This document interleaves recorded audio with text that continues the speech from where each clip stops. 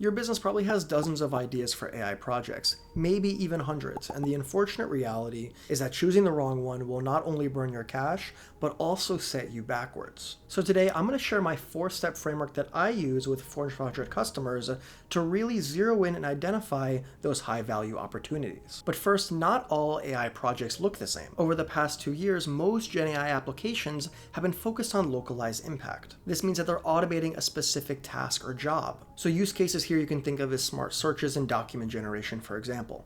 But there are other implementations such as domain-level applications, and these reshape multiple different roles in an area of operation. A good example is think about a software developer using AI coding tools. It affects all software developers across the company. And lastly, there are transformations which fundamentally reshape the whole company. For example, in accelerating drug development, I personally scoped and also managed multiple interconnected projects which were built on top of each other to transform the whole company. Now, the same evaluation framework works for all 3 scenarios, but I'm going to add on just a little bit more information at the end here for transformations.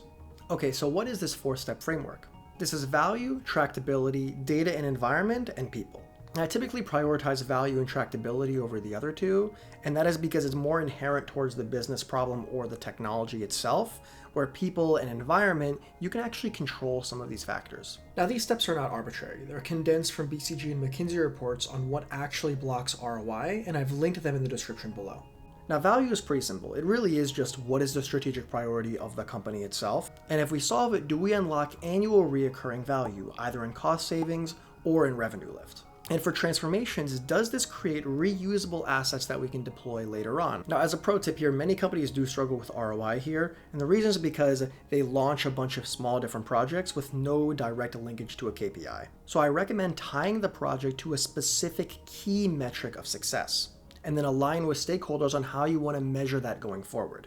Great, so next is tractability and the representative scope. And the question you should ask for, is the problem solvable with today's technology? And if it is solvable, can we ship it within a reasonable time frame? See, either a POC or a pilot or even going into production. If it's not in a reasonable timeline, you may want to reconsider actually going forward with it. And then is the chosen business problem a good representative of other problems that you might see throughout the business? Because now the solution can be scaled up and developed across different business units. So here's a tip, especially for vendors, which is where I typically work out of.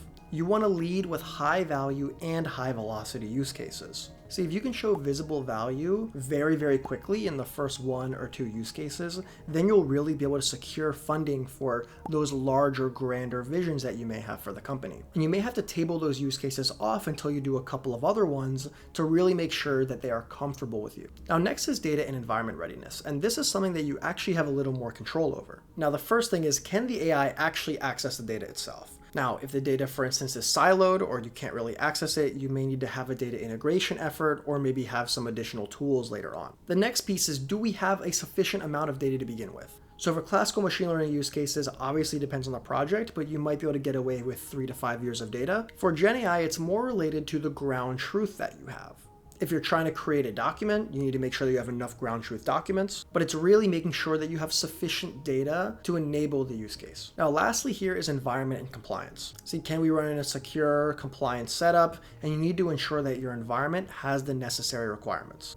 Now, like I said, a lot of this is controllable. It just comes down to an opportunity cost because there might be another use case that's better. Now, the last one is people, and this I believe is the most underrated, but this is also where I see the most projects fail. Now, it is controllable. You can typically staff for this, but when you think about a project, you need to make sure that you have, as executive sponsors, project managers, things of that nature will help move the progress along. 2 is that actually making the application good, you're going to need a lot of subject matter expertise. If it is a manufacturing use case or a real estate use case, you're going to need to have subject matter experts to ensure the outputs are correct. And lastly, this goes back to the data piece before, but we need to make sure that we have IT personnel, data owners, people of this nature in order to make sure that there's no technical roadblocks along the way.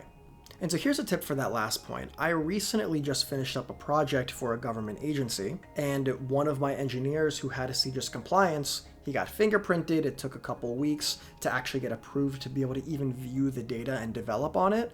He ended up leaving the company. And so as a pro tip, I would just build redundancy up front, especially if there's any compliance considerations. Now lastly, when we think about transformations, it's a slightly different process. From my experience, transformations typically come from a series of well-scoped use cases that are interconnected and working together. Now let's walk through a very simple example of what this might look like. So in this example, let's just say that an analyst sifts through some data, so they kind of search either on the web or internal documents to get some information. Then they compile all that data and do an analysis for it. After they do that analysis, they create a report.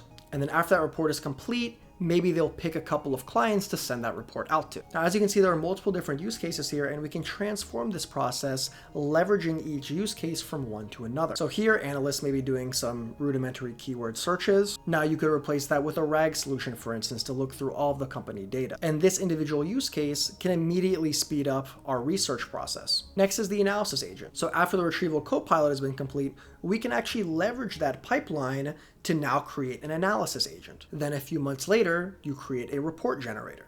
So now by leveraging the analysis agent, it can turn that original analysis into a first draft of the report. And lastly, the analysts may rank the clients to actually send the report to.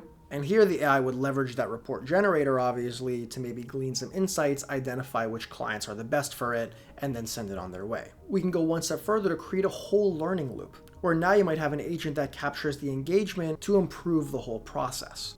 And so as you can see, each use case here delivers ROI, but chaining them together is what creates the transformation. And so with all that, I just want to remind you that this entire process is pretty difficult. This is not just you do it in one kind of hour sort of discussion.